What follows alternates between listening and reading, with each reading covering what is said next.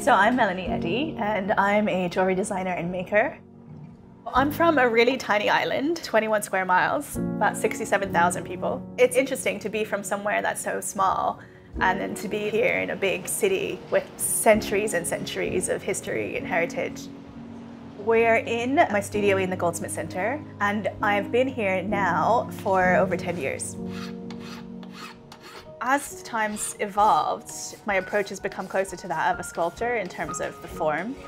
The ring sets, which I've become really known for, they're about togetherness, but they're also about individuality. So these sets can be worn by one person, but I've also done wedding bands that share a template so that there's something shared between the individuals, even if they're apart. It's like a hidden message that isn't obvious. It's not just like a detail, it's integral to the form that's made, so you can't have it without that shared thing. Prior to being in the UK and prior to having my own mark, any piece that I'd made before when I was in Bermuda carried the mark of the company that I was working for. I didn't really know of any people, individuals that had their own mark. So my mark is an M and an E in a square, but then I like the idea of ME, which is me. I know it sounds a bit cheesy, but I like that idea of it, so then I stuck with that. That mark ties you to makers who've been making for a very long time. So the fact that that's archived is super interesting and super exciting.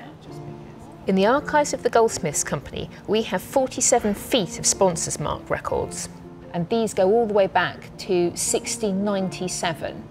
The important thing about registering that mark is it links you to the piece that has been made and makes you responsible for its quality and its purity. And so you have, out of these tiny little marks, some really big histories and stories emerging. Early hallmarks often included symbols, and sometimes they included only symbols. We have one here, and this was traditionally known as the goose in a dotted circle, until someone had the bright idea that this is not a goose, this is a duck, and they linked it to a late 17th century silversmith called John Duck.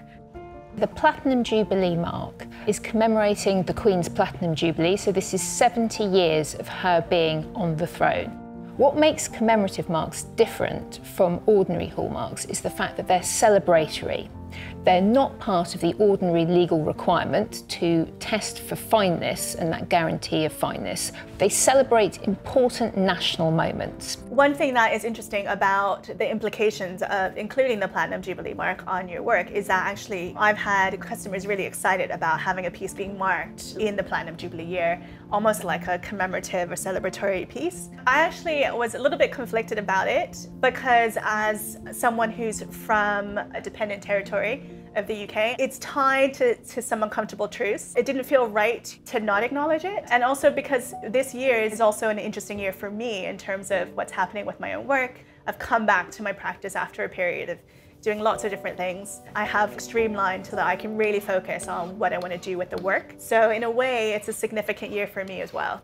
One of the really nice things that we see through the inquiries that we get in the archive here is when people have a really treasured family item, maybe a wedding ring, when we can identify that mark for them and tell them a little bit more about that national event that took place and the national significance and the dates and the times of their item, they can link that to their personal stories, to memories of their relatives. And I really think that's what the Platinum Jubilee mark will do for years to come to people who acquire objects that it's marked with.